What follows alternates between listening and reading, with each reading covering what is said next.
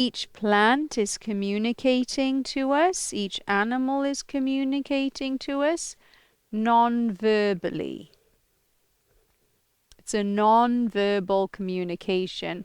And so if we want to communicate with animals, we return back into a silent meditative space, whether it is an official daily practice of meditation, or we just learn how to connect to stillness. And in that stillness, we may be able to know things about other beings. They may be able to drop messages into that silent field through images, through feelings, through sensations.